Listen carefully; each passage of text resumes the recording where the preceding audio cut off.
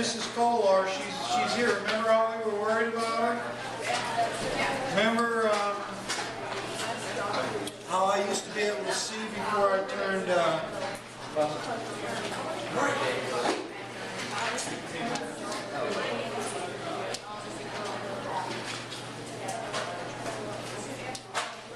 Remember how I could see Mrs. Kolar before I turned 45? And I couldn't see anymore?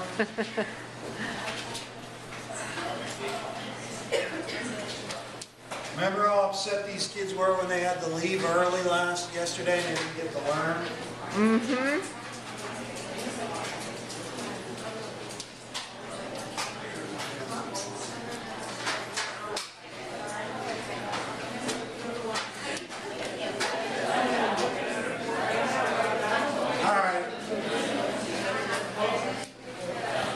Okay, youngsters.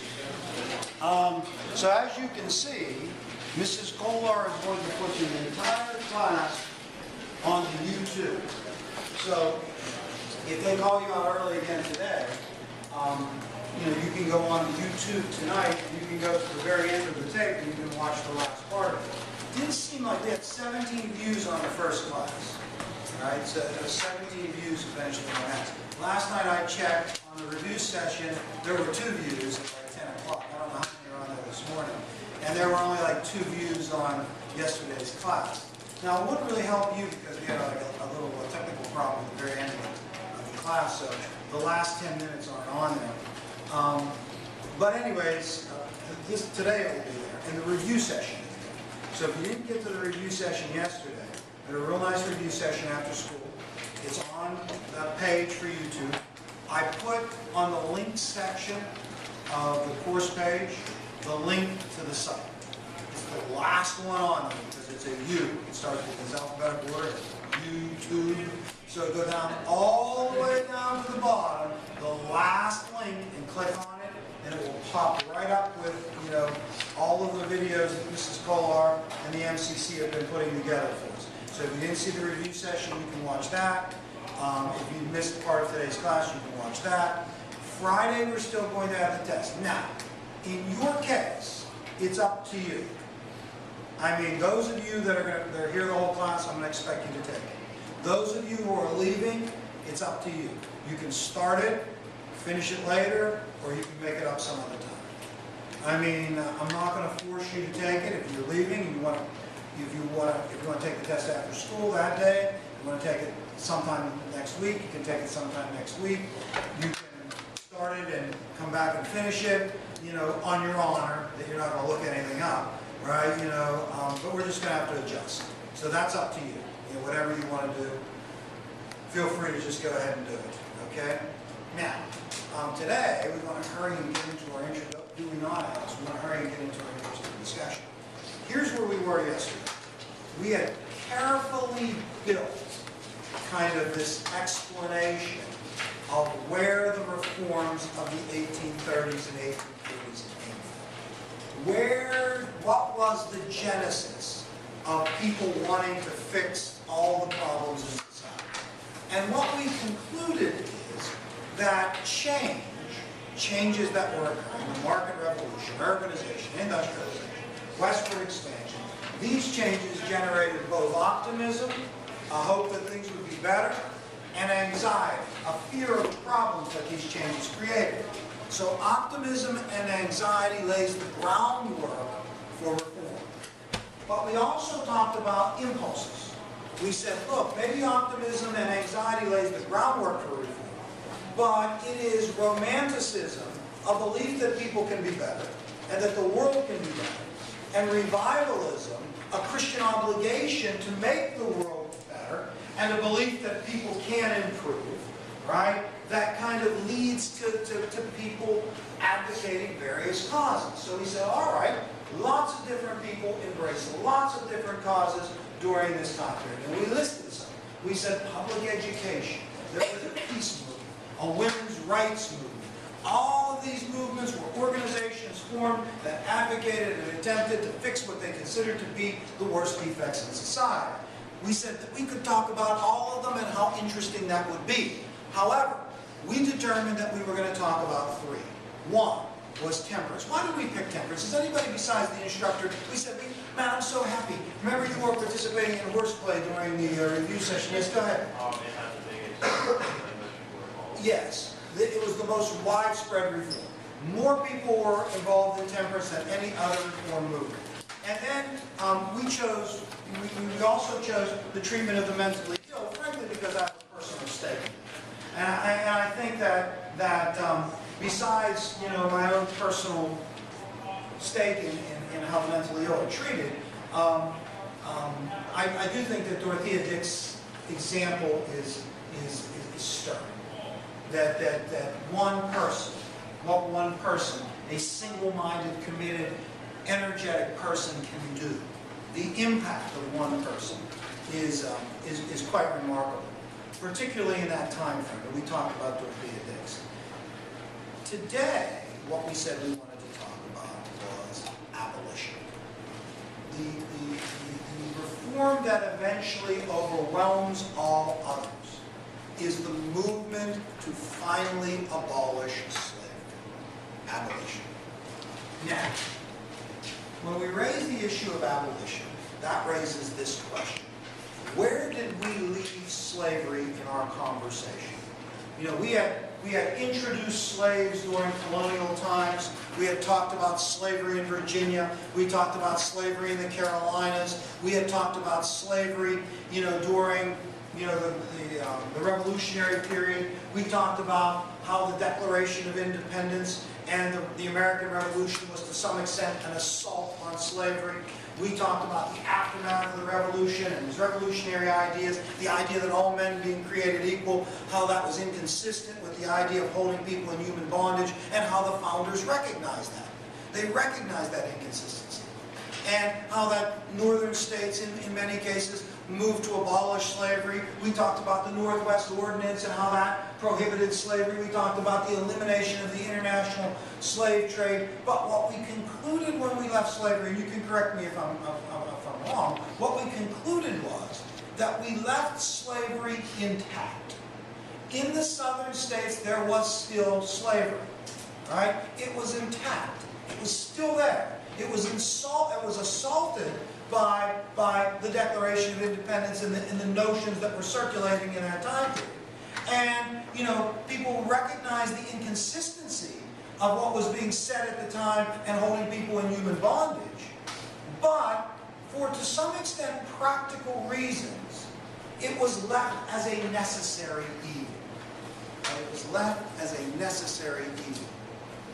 Now, what happens to it?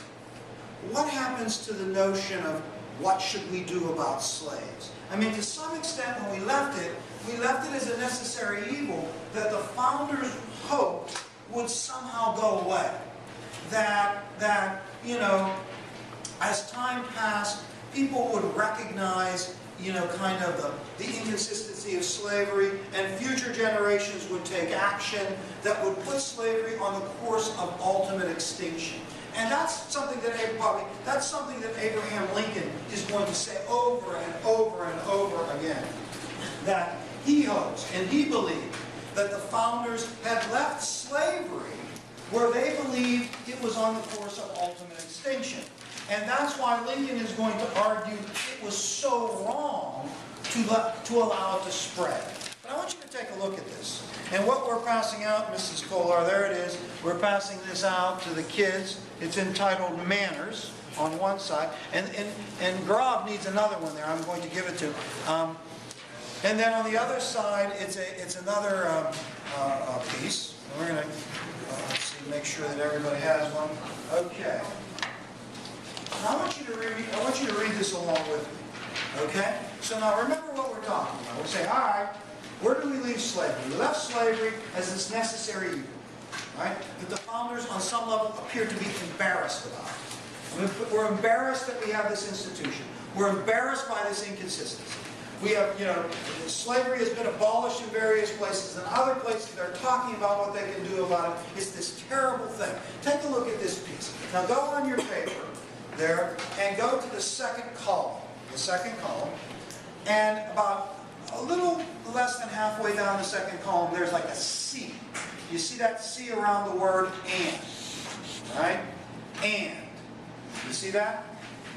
Everybody got it? Jack, are you looking down there? Look down on your paper. Everybody get their fingers. See where it says, and can the liberties. Right? Do you see that? Everybody look down on your paper. Read along with me. And can the liberties of a nation be thought secure when we have removed their only firm basis, a conviction in the minds of the people that these liberties are of the gift of God, that they are not to be violated but with His wrath? Indeed, I tremble for my country when I reflect that God is just.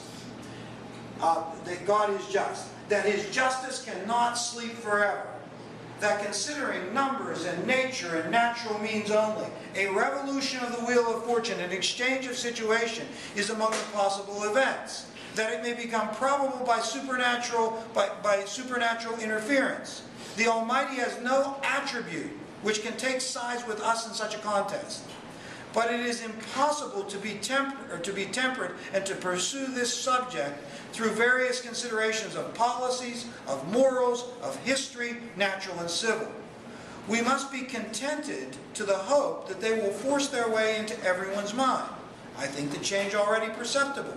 Since the origin of the present revolution, the spirit of the master is abating, and that of the slave is rising from the dust, and his condition mollifying, the way I hope, preparing under the auspices of heaven for total emancipation.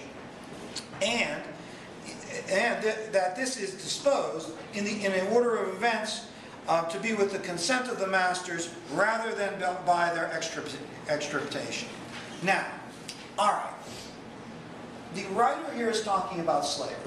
Right, so go back to where he says, and this is a really important line. He says, look, indeed I tremble for my country when I reflect that God is just. So speaking of slavery, this writer says, I tremble for my country when I think God is just. Right? I tremble for my country. I'm fearful when I think that God is just. I tremble for my... Listen to what he says. Well, now follow me on this. Because I know you just, when I read it, you just kind of daydream. So I want you to read it with me, more intently. I tremble for my country when I think God is just, and His justice cannot sleep forever. That considering number and nature and natural means only, a revolution of the wheel of fortune, an exchange of situation, is among the possible events. What's he saying here? I tremble for my country. Talk about slavery here. I tremble for my country when I think God is just. Right? And what might happen is this. And so what is the this? Look down there and tell me. Look down there and tell me. What is the this? Yes. He says, turn the wheel of fortune. What's that mean? Look down there back. What's he suggesting could happen? What could happen? Yes. No, go ahead, Rich. Maybe not war. Go ahead. It shows wrath on the country. I want to read it again. All right? Okay. All right. Reflect God is just. And justice is going to... A revolution of the wheel of fortune.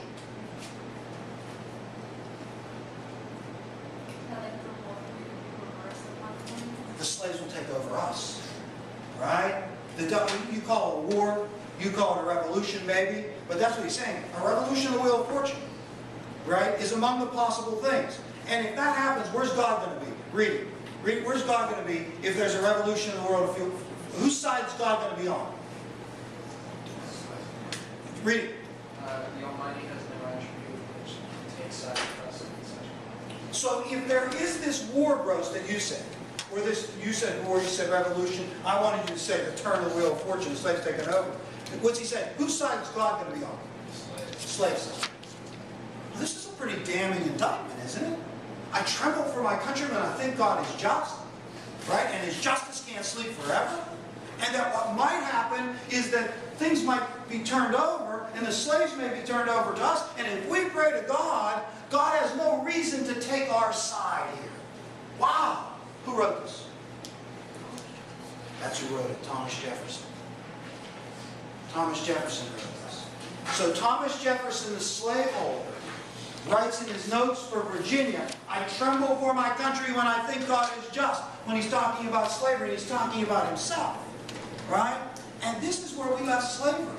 We left slavery with the founding fathers in a state of embarrassment of this terrible institution, so horribly inconsistent with the principles that they had fought for, that he's saying, look, if they take us over, and we pray, God has no attribute to side with us, right? There's no reason to side with us. Now, flip the page. Flip it on the other page. Yes. Yes. Why is he so much worried about the act of slavery take over when he's a dominant force? You know, I mean, it is the great irony that Jefferson articulates these words that become, you know, important. That he denounces slavery as being this terrible evil, yet he holds slaves, right? And that's kind of the embodiment of what we've been talking about. It's a necessary evil. I mean, the founders left it kind of saying, this is awful, but what are we going to do? How are we going to have our society? How are we going to have our plantations? What are we going to do? How are we going to liberate these people effectively, you know, in this manner? So, I mean, it is this great inconsistency. It's inexplicable. You know, we can't, you know, we can't explain it, you know, how that could be the case. But let's take a look at this. Now, on this page, go to where it says for, right? Go to where it says for. Now, let's see, who would like to read? Who's a pretty good reader that would like to read? Anybody volunteer to read this part of it? Put your hands down all the way. Go ahead, Jack. How is your voice? However, where it says, however, you see where it says for on the right column? It says, however, sound the great body of However, sound the great body of the non-slave holding states are at present. In the course of a few years, they will be succeeded by those who will have been taught to hate the people and institutions of nearly one half of this union. With a hatred more deadly than one hostile nation ever inflamed towards another, it is easy to see that. By the necessary course of events, if left to themselves, they must become, finally, two people. It is impossible under the deadly hatred which must spring up between the two great nations, if the present causes are permitted to operate unchecked, that we should continue under the same political system. The conflicting elements of burst the union asunder, powerful as they are, ways to hold it together. Abolition and the union cannot coexist. Stop. Abolition and union cannot coexist. So the writer of this, or the speaker of this is a speech, that's a transcript of it, is saying abolition and union cannot coexist. What's that mean? That means if those who are trying to abolish slavery persist in doing so, where are we going? If abolition and union can't coexist, what's this writer saying? Where are we going? Yeah, go ahead. Secession. As a friend of the union, I openly proclaim it. The sooner it is known, the better. The former may now be controlled. That's the abolitionist, right? The former may now be controlled, but in a short time, it will be beyond the power of a man to arrest the course of events. We of the South will not, cannot surrender our institutions. To maintain the existing relations between the two races inhabiting that section of the country is indispensable to the peace and happiness of both. It cannot be subverted without drenching the country or the other ransom. He says drenching. Drenching it with what, Joe? Without drenching, we can't subvert the relationship without the races without drenching the country in what, Joe? Drenching it in what? Think, what is he talking about? If you're going to have abolition, and it's going to drench it in what? Blood. Right? I mean, this is pretty extreme. If you try to take our slaves away from us, if this abolition continues, then we're going to secede, and there's no way this is going to happen without drenching the country in blood. Now, that's exactly what happens, right? But let's go on. Bobby, let's go on how exciting this is, right? Okay. Is indispensable to peace and happiness of both. It cannot be subverted without drenching the country with the other races. But let me not be understood as admitting, even by implication, that the existing relations between the two races in the slaveholding states is an evil. Far otherwise, I hold it to be good, as it has thus proved itself to be both, and will continue to prove so if not disturbed by the filled spirit of abolition. I appeal to the facts. Never before has the black race of Central Africa, from the dawn of history to the present day, obtained a condition so civilized and so improved, not only physically, but morally and intellectually. In the meantime, the whiter European race is not degenerated. It has kept pace with its brethren in other sections of the Union where slavery doesn't exist.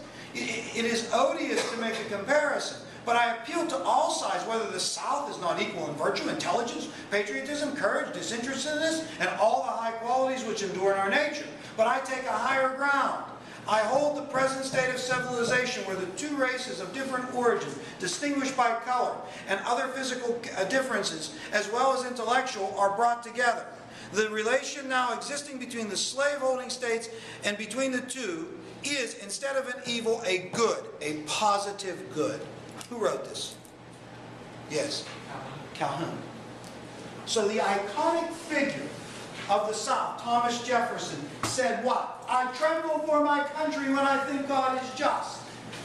Then, 30 years later, the iconic figure of the South said, slavery is no evil, it's good. It's a positive good. And if you try to take it away from us, we'll secede and drench the country with blood. Here's the question that should be gnawing at your soul. What happened?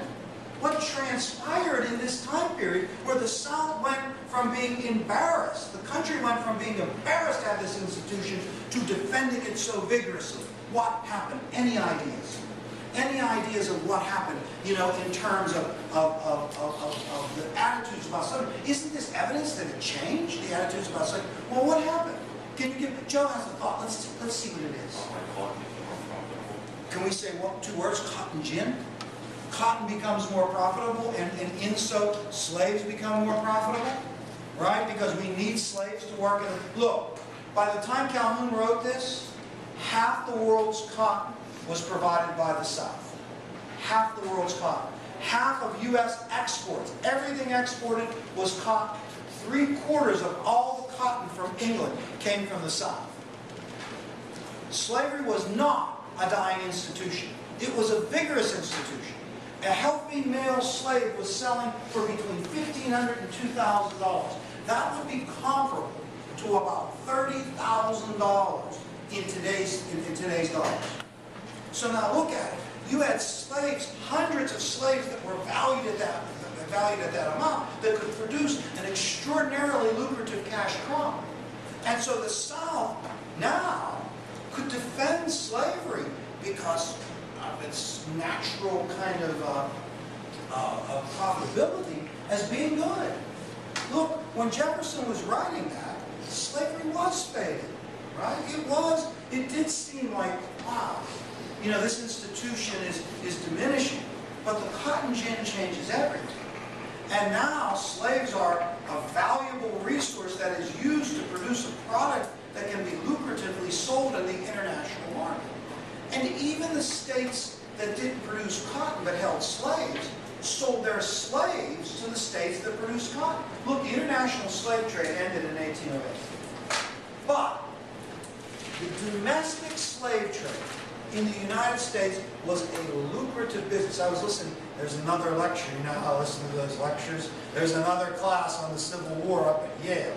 And incidentally, the guy just talks, right? He doesn't do puzzles or anything like that. He just, and the kids, the students, they listen. So he talks and they listen, and they read things. Who would think that? Who would think that anyone could learn in that manner? But apparently up at Yale, people pay $50,000 for that, right? But anyways, you know, he was talking about, he did research on these slave traders, and he said this one slave trader, 100 full-time slave traders in Charleston, South Carolina, 100 people that did nothing but traded slaves. And he said in 1 week, and it was the 1850s, one of them made $100,000 in a week. Now, can you imagine that? That's in 1850, $100,000. The domestic slave trade was enormously lucrative. People that had slaves in Virginia and Maryland, even though it was illegal, they were literally breeding them. They were breeding them for sale, right? It's like breeding a $30,000 value. Barbaric, you know, barbaric in that sense. But people were making money from slavery. And that's one of the explanations why the attitudes changed. Another explanation is the abolitionist movement itself. Look, up until, let's give it this day. Up until this day, January 1st, 1831, most of the movement to abolish slavery involved three things. From the early 1800s, there was an abolition movement, even in the South. But most of the movement to abolish slavery involved three things: gradual, compensated emancipation with colonization. Okay, we're going to abolish slavery, but we're going to do it gradually, and we're going to compensate the slaveholders, and we're going to colonize. So when slaves are freed, we're going to put an outlet so they can go literally back to Africa. In 1870, something called the American Colonization Society was formed. And the American Colonization Society, the purpose of that organization was to acquire property in Africa to be an outlet for liberated slaves. Henry Clay was a member of this. James Monroe, the American Colonization Society, 1870, were members of this. Prominent and important people joined this organization and promoted colonization. Look, Abraham Lincoln was talking about colonization in the middle of the Civil War. He even told a group of African American that came to the White House, look, you guys are probably going to have to go. Right? So part of this all was this idea that we can gradually abolish slavery, we can compensate the owners, and then we can push these people back to Africa. Now, 1822, the American Colonization Society actually acquired property in Africa. They created a country, a colony, Liberia, they called it. Get it? Liberty. And its capital was named Monrovia after James Monroe, the then president. In the whole early history of the American Colonization Society, 15,000 slaves. That's all that went there. Almost every slave that existed in the United States, over 4 million of them, was born in the United States. Look, the international slave trade ended in 1808. Most states had abolished slavery far before that. Most of the slaves in America had no connection at all to Africa, and they had no intention of going back there. They wanted to be free here. Right? They didn't want to go back to Africa. Now, when do you have to go? The people have to go now. Are they going to call you or do you have to go? You have to go to the car? If you have to go, go ahead. Now, Mrs. Kohler, these are the kids that are going for the Keystone examinations. Yes.